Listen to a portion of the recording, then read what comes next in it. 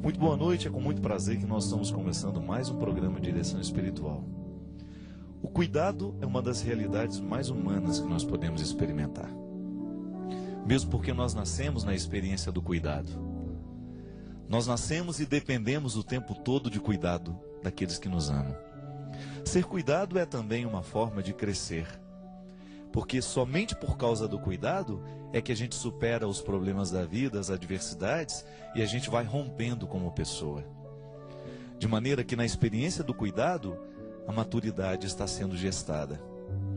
E é bonito a gente pensar isso, que na experiência do cuidado de Deus, nós não somos infantilizados porque Ele cuida de nós, mas ao contrário, porque Ele cuida de nós, nós somos estimulados para o crescimento.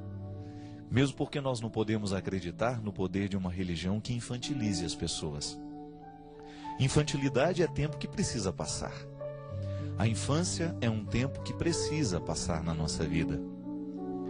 Para a gente entender bem os dois aspectos do cuidado, você sabe que Deus cuida de você, mas você olha para os dois lados da rua quando vai atravessá-la. Significa que há uma responsabilidade naquele que sabe se cuidado. Naquele que sabe que existe uma providência cuidando, mas que também existe uma realidade humana que precisa ser observada. Aí está a beleza da religião, minha gente. Em saber que existe o dom sobrenatural, mas que também existe o dom natural. E que a verdadeira religião é aquela que consegue estabelecer os laços do sobrenatural com aquilo que na vida é natural. Nós cairíamos numa religião absolutamente infértil se cultivássemos somente o sobrenatural. Se religiões que sobrevivem somente do sobrenatural correm o risco de serem desumanas. E talvez você já tenha visto muitos modelos de religião no mundo que se transformaram em causas de guerras.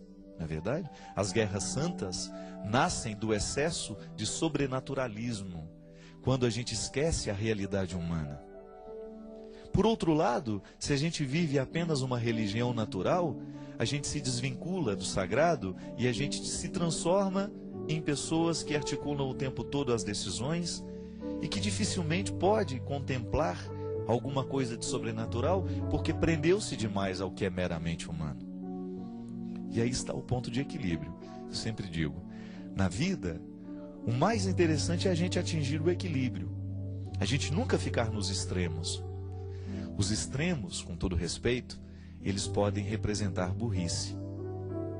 Os extremos podem representar limite de inteligência, de reflexão. Mas quando nós misturamos o sobrenatural da vida com aquilo que é o absolutamente natural, então nós começamos a tocar numa realidade humana que você sabe muito bem. Você experimenta essa realidade o tempo todo. E sabe que nem tudo pode ser explicado a partir dela.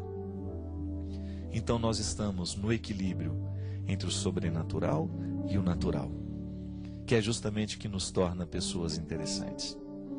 Cada vez mais eu me convenço de que as pessoas mais interessantes na vida são aquelas que conseguiram equilibrar o sobrenatural com o natural, que descobriram a beleza de serem humanos e de, sabendo-se humanos, conseguem articular a dimensão divina da vida e começam a eternizar a vida e começam a eternizar os seus dias. Sabe como? Vivendo bem.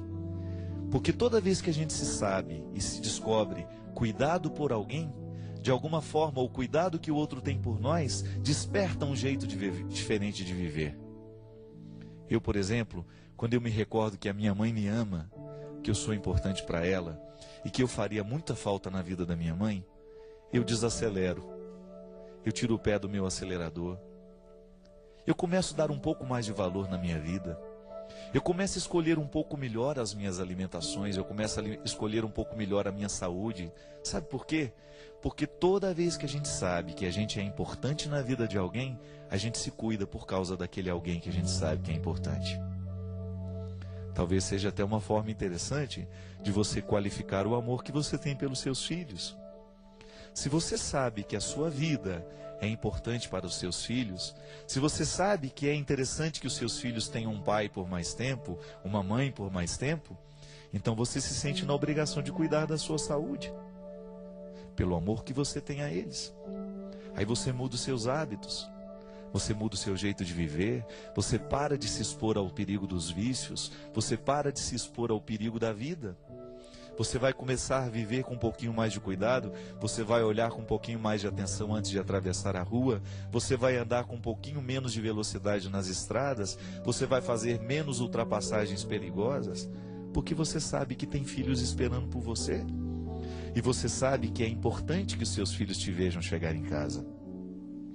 É assim que o amor muda a nossa vida, não é de outro jeito. Não é lendo um livro que a gente aprende a ser pai. Não é lendo o livro que a gente aprende a ser mãe, a ser irmão. Não é lendo o livro que a gente aprende a amar. Não, mas é descobrindo dentro de nós a experiência do cuidado. Alguém cuida de nós. Alguém cuida ainda que seja em pensar em nós. Ainda que seja em lembrar-se de nós. Alguém está nutrindo o que a gente é no coração lá dentro.